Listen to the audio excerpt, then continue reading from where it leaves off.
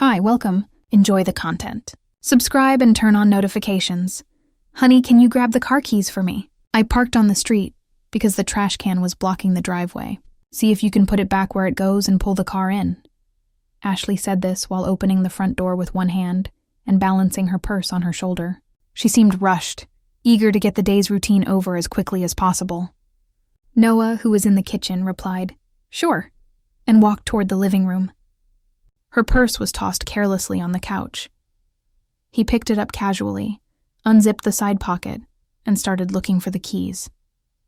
But between the perfume bottle and the wallet, his fingers brushed against a neatly folded piece of paper.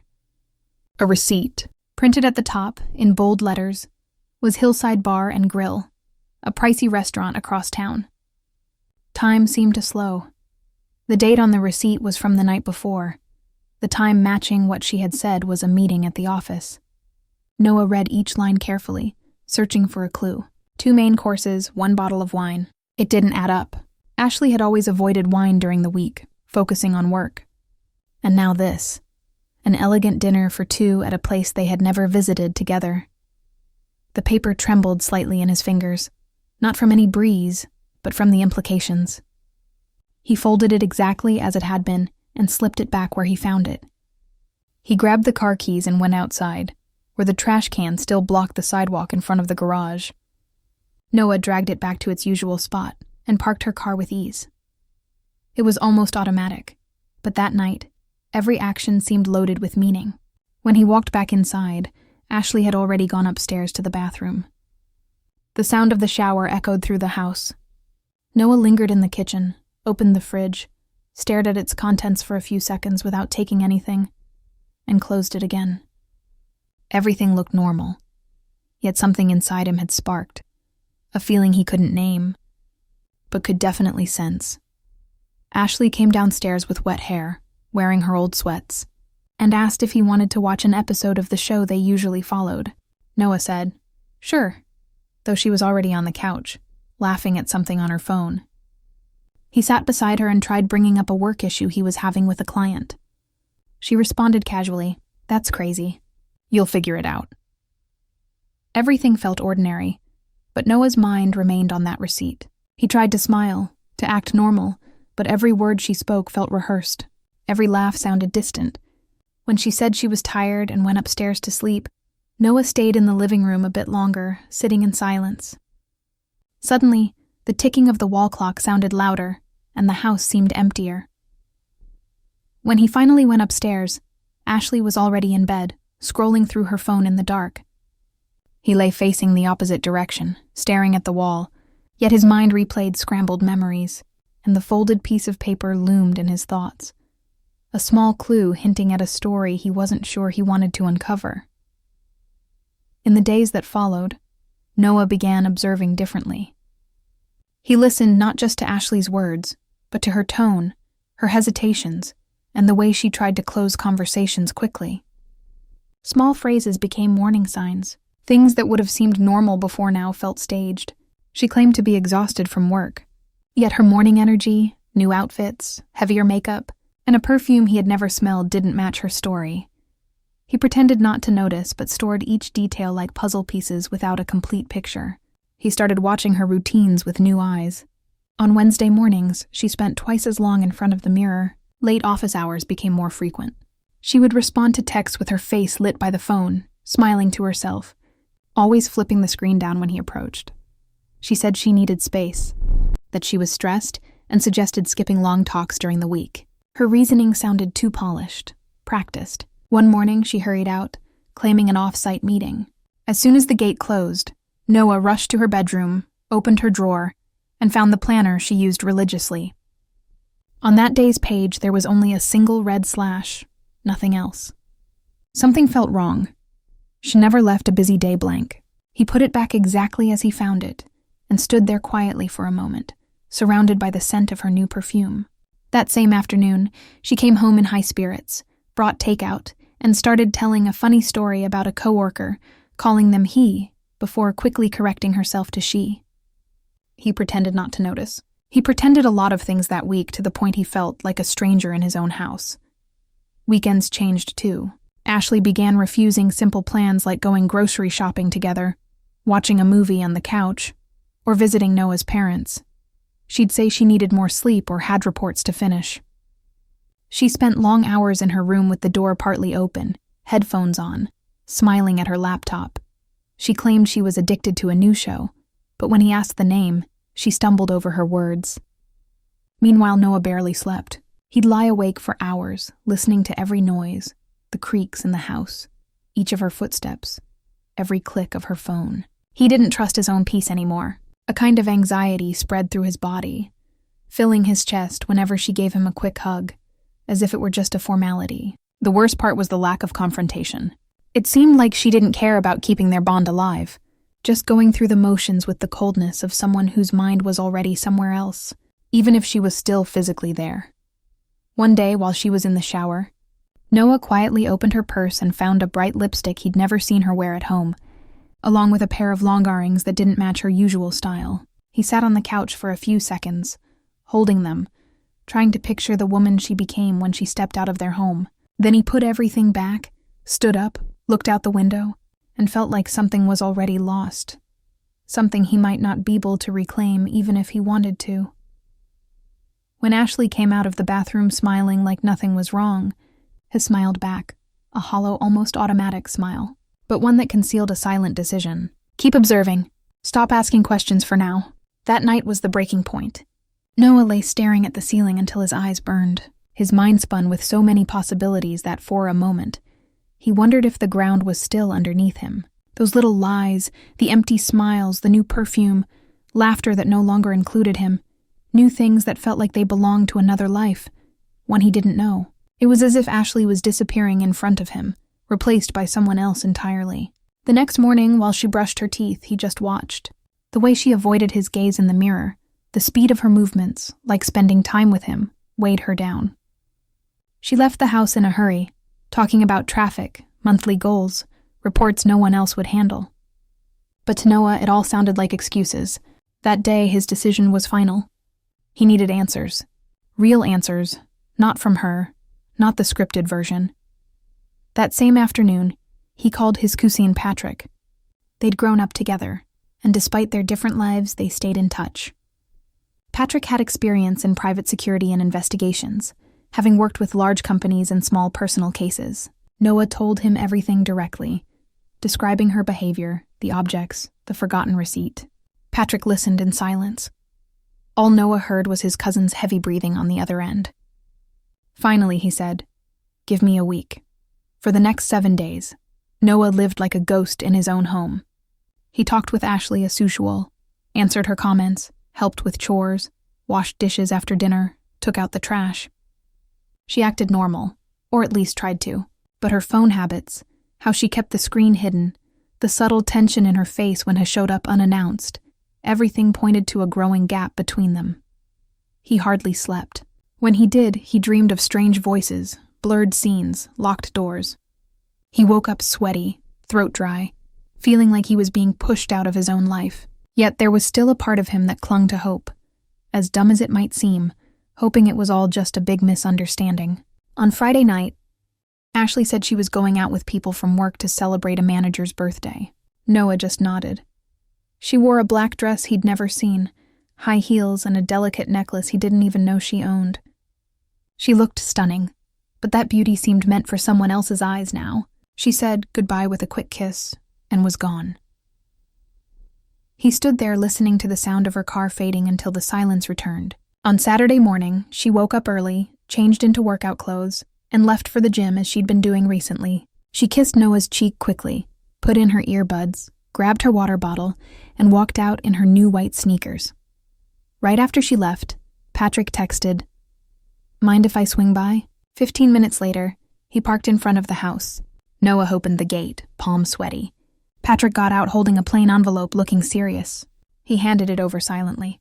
Noah thanked him, went into the living room, and felt his heart pounding like a drum. He sat down carefully, opened the envelope, and pulled out the photos. The first showed Ashley entering a hotel in the same black dress from the night before, next to a tall, dark-haired man in nice clothes. They were both laughing. In the next picture, she was holding his hand. In another, they were hugging on the sidewalk waiting to go in. In the last, they were walking toward the reception desk, backs to the camera. Noah felt his stomach drop. The floor felt far away. His eyes burned, but he didn't blink. He simply stared at the pictures that turned suspicion into fact. The affair was no longer a possibility. It was proven right in front of him. He got up, went to the bedroom, grabbed a small suitcase, and started to pack. He gathered documents, a toothbrush, a phone charger, and a sweater Ashley had bought him years ago. The one he liked best, ironically. He walked downstairs, passed through the kitchen, and stopped in the living room. He took the photos, laid them out on the coffee table, straight and visible. No letter, no explanation. He didn't look for a fight or demand answers. His departure wasn't but final. He stepped through the gate and, crossing the street with his suitcase in hand, felt for the first time in a while that he was in control. He didn't know where he'd go, but he knew he wouldn't stay in a place without respect. Hours later, Ashley came home. She found the house quiet. She called Noah's name a couple of times. Realizing he wasn't there, she spotted the open envelope and photos on the table. She stopped in front of them, her expression rigid. She just sat down on the couch, hands trembling, face pale. 5 years passed. Time swept over Noah like a wave that, instead of knocking him down, taught him to float. Here built his life at the pace his heart could handle. He met Megan by chance in a small downtown bookstore. When they both reached for the same travel book, she was the first to smile. He hesitated. Then they started talking. Chance became habit. And habit turned into a home, a routine, a family. Then came their son, now a teenager, with his mother's sense of humor and Noah's eyes. That Monday morning, Noah and Megan walked through the main entrance of their son's school, talking about his report card and joking about something he'd said at breakfast. They were carrying a folder of paperwork for the parent-teacher meeting. Neither expected anything unusual, just another chat with the teachers. When the receptionist led them to the designated room, Noah kept talking, but as soon as he stepped inside, his body reacted before his brain fully processed what he saw. She was there, Ashley. He didn't say her name out loud, but it hit him hard inside. She stood near the central table, posture as straight as always, but her face held lines that hadn't been there before. Her cheeks were paler, her eyes dull, her expression heavy, even though she tried for a polite smile. Her hair was pulled back in a simple style, like she'd traded vanity for the rushed demands of her life. Or maybe just tiredness. Noah froze for a second. Megan noticed. One glance was enough to see that this wasn't just any meeting. Ashley didn't speak at first. She simply gestured for them to sit. The room was quiet. The papers on the table were neatly organized, as if she was trying to stay in control of whatever was churning inside. They started discussing his son's school performance, and Ashley used a professional, methodical tone, almost like a script. She praised his reading and writing skills, how he helped classmates, how responsible he was. Everything was laid out perfectly, but whenever her eyes lifted from the paper or the screen, they went straight to Noah. And when their gazes met, there was a brief pause, something you can't quite define. Maybe a memory, maybe a regret, maybe just the echo of everything left undone. Megan noticed. She didn't show any discomfort, just stayed quiet. She gave that moment the space it needed, like someone who understands that certain old wounds aren't a threat. They're just scars. Ashley wrapped up the meeting by thanking them for being active in their son's education, saying, "It made a big difference." Her voice trembled for a split second on that final line, as if part of her remembered she'd never been able to say that about herself. After the breakup, Ashley went through a long period of doubt. She kept at her job for a while, but gradually lost the spark that once set her apart. Targets stopped matching, promotions felt pointless, and any new relationships fizzled out within months. She carried a silent regret, the kind that's heavy without making a sound. With no children and no steady partner, she felt adrift from her own future. That was when she decided to change. She left the corporate world and enrolled in a teacher training program. She'd always had a way with kids and teens, and that gave her a sense of purpose. Teaching became her path back to something more human, more grounded. Maybe even the part of herself she'd left behind. The classroom became her safe space. Though her smile never glowed the way it once had, the small victories with her students gave her a reason to keep going. Years passed and she settled into this new life. But some memories never disappeared. They simply got quieter. That's why when she saw Noah sitting there with another woman and a son who shared his last name, the ground she'd taken so long to rebuild seemed to tremble under her feet. But being there in that room said it all. The look on her face, the cautious way she talked, how she avoided his name. Like just saying it could knock down everything she'd built. When Megan thanked her for the meeting, Ashley managed a small nod.